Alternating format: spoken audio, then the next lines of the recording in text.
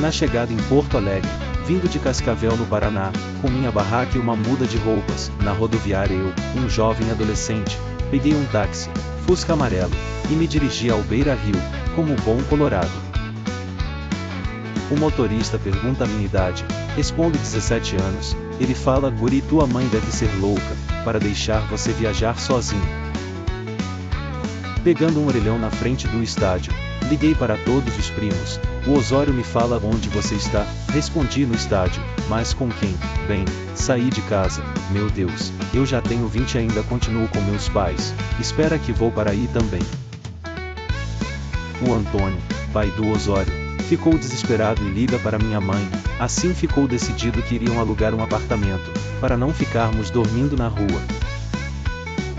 Na chegada ao AP vimos que tinha 3 quartos, assim poderíamos chamar mais um, desta forma veio morar o Carlitos, amigo do meu primo. Assumi o compromisso em casa, de não parar de estudar e passar no vestibular. Matrícula feita na Escola Parobé, ex-escola técnica, muito velha, um colégio estadual bem difícil de conseguir vaga, pois era tradicional da cidade, ainda mais no curso de edificações. O Brasil do presidente Figueiredo na época, um general que gostava mais de cavalos que de gente, fazia a cidade toda viver com medo, só se falava em política, tínhamos uma relação com a ditadura que era de total paranoia, um amigo de colégio teve o pai como um dos desaparecidos. E para quem estudava à noite, tinha que voltar cedo para casa, porque senão era preso, se prendia mais estudantes do que os criminosos. Quando se esticava mais na rua, o jeito era dormir na igreja matriz, no alto da Rua 15. Voltavam ao país os primeiros anistiados, principalmente o Leonel Brizola e o Betinho, Herbert José de Souza, que eram nossas referências no colégio. Minha turma era muito pequena, uns 14 alunos, com a maioria mulheres, o que me fez gostar de cara do curso. As aulas de prática de construção eram muito divertidas. Toda semana, subia 4 quadras pela João Pessoa ou ia pelas escadas da Matriz e na CRT, Companhia Rio Grandense de Comunicação, para ligar para casa, era um ritual demorado. Todos os alunos que moravam fora de casa na cidade, tinham o mesmo hábito, ligar a cobrar e falar durante horas com a família. Quando a solidão me acalenta, procuro na cidade sem vida outros brilhos, no luar. Trampo. Com 16 para 17 anos, procurávamos emprego nos jornais de domingo da Zero Hora ou Correio do Povo, se recortava os anúncios da seção de empregos, e toda segunda-feira bem cedo íamos até uma ou 2 empresas, para conseguir uma entrevista. Nos anos 80 o Brasil estava quebrado, meus amigos falavam que a única saída para nós era o aeroporto, a maioria da turma sonhava com Inglaterra, Estados Unidos, Japão e ou Itália. Como ninguém conseguia emprego, tive uma ideia, com as aulas de educação artística do 1º grau, compramos no mercado uns 5 vasos de xaxim, que com uma trança com corda eu montava uns porta-vasos, comuns na época. Vendíamos na feira do artesão ou nas esquinas da perimetral, nos finais de semana. Aí, como alguns artesãos vendiam camisetas, foi fácil comprar o material para estampar com silkscreen, que eu costumava desenhar em papel manteiga algum rosto conhecido da época, mandávamos gravar em um filme de silkscreen, presa num quadro de madeira, tinta. E tínhamos quantas camisetas pudéssemos imprimir, no começo eram umas 15 por sábado. Porque só ganhávamos para pagar as despesas do apartamento e comer, não queríamos mais, para não sermos iguais aos capitalistas. Até entrar no exército sobrevivíamos somente com a venda das camisetas. Riqueza. Ser rei pela persuasão do subconsciente. Ser senhor de tudo, menos de si mesmo. Comprar estrelas, mas não entende-las. Sentir-se o senhor.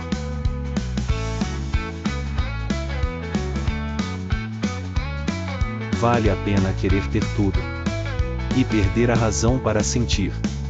O sentido de somente amar.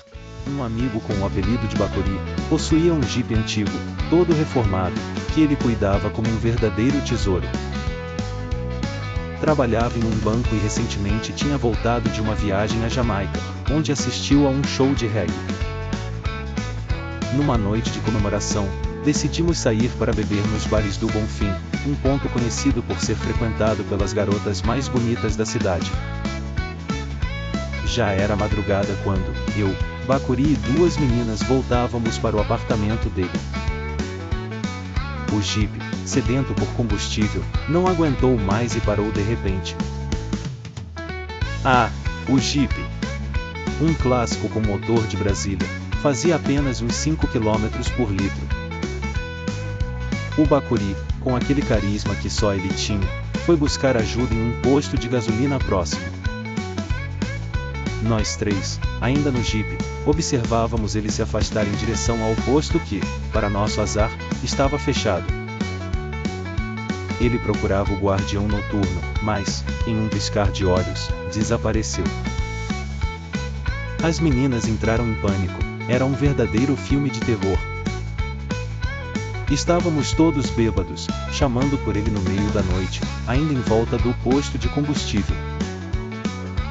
Um momento de desespero se instalou quando o guardião apareceu, confuso, enquanto tentávamos explicar, entre soluços e gritos, que nosso amigo sumiu no posto de combustível. Corremos, embriagados, até o local chamando por Bacuri. Foi então que descobrimos o que tinha acontecido e Bacuri tinha caído em um poço de troca de óleo mal sinalizado. No escuro, ele não viu o buraco e o inevitável aconteceu. A noite acabou em um posto de saúde. Bacuri saiu dessa aventura com a perna quebrada, e nós, com uma história engraçada e um tanto trágica para contar. Era uma tarde de terça-feira quando Sabrina entrou em casa fechando a porta com pressa. Precisamos conseguir comida, ela anunciou. Osório subiu em uma árvore e se recusa a descer até que parem de cortar as árvores na rua Vasco da Gama, no Parcão. Rapidamente reunimos o pessoal e fomos para lá. Que ultraje a prefeitura querer derrubar aquelas árvores centenárias! Todos os dias nos revezávamos. Alguns ficavam protestando em frente às máquinas, outros subiam nas árvores ao lado de Osório. As noites eram longas e frias, com as máquinas silenciando ao nosso redor enquanto nos aconchegávamos nos galhos em grupos de 2 ou 3 pessoas. O desconforto e a fome eram constantes. As meninas faziam sanduíches de pão com queijo e mortadela, mas ficar sem almoço era realmente difícil. Minha prima Dolores, irmã de Osório, trabalhava em um jornal da cidade.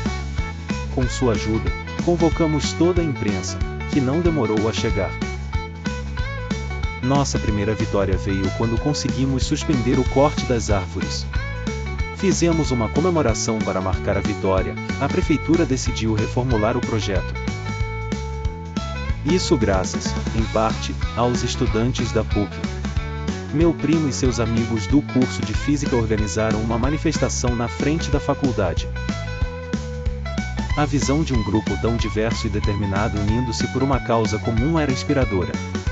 A simples necessidade de proteger a natureza tornou-se uma barricada contra a indiferença e a destruição. Poderíamos ter nos resignado, mas escolhemos resistir. Foi um pequeno triunfo para nós, mas significou muito mais para a comunidade. Não era apenas sobre as árvores, era sobre o direito de sermos ouvidos e cuidados, de proteger o que amamos contra o avanço impiedoso do desenvolvimento que não respeita história, laços ou meio ambiente. E enquanto observávamos a serenidade retornar às árvores do Parcão, sabíamos que nossa luta tinha valido a pena. Na época em que estudava inglês sozinho, havia comprado uma coleção de fitas cassete chamada English at Home e passava horas com fones de ouvido, mergulhado nos estudos. Sem o hábito de assistir televisão, eu costumava tirar o som e observar as imagens tentando adivinhar o que diziam. Assim passava o tempo, rodeado pelas lições de inglês daquela antologia em fitas. Naquele tempo, eu refletia sobre como estávamos continuamente expostos à influência da cultura estrangeira, seja através da Coca-Cola, dos hambúrgueres, da Rede Globo, ou até das pipocas. Foi então que Osório mencionou que iria estudar na Aliança Francesa. Curioso, resolvi acompanhá-lo para conhecer o lugar. A escola ficava em uma casa bonita, um sobrado elegante. A secretária nos recebeu, apresentando o curso e falando dos valores. Ao olhar para a escada à direita, vi descendo a menina mais linda que já tinha visto na vida. Seu charme era deslumbrante, irresistível. Instantaneamente, decidi estudar francês. Aqueles se tornaram os 2 anos mais divertidos da minha vida. Havia uma turma pequena de apenas 8 alunos, e nos reuníamos todos os sábados pela manhã. Era uma época de registros escritos em papel, anotava os telefones das colegas em qualquer pedaço de papel à mão e guardava no bolso. Nesse ambiente vibrante, pensamentos divagaram. Vagando por ruas, procuro o mar, que é o caminho de saída, aonde o sol das pessoas se encontra. Nos cantos, nos olhares, nos sorrisos, no amor. A cada esquina tudo muda, se altera. E não mostra nada de novo. Clamo ao ego, não me ouço. Sinto-me mudo, cego ou surdo. Apenas sigo.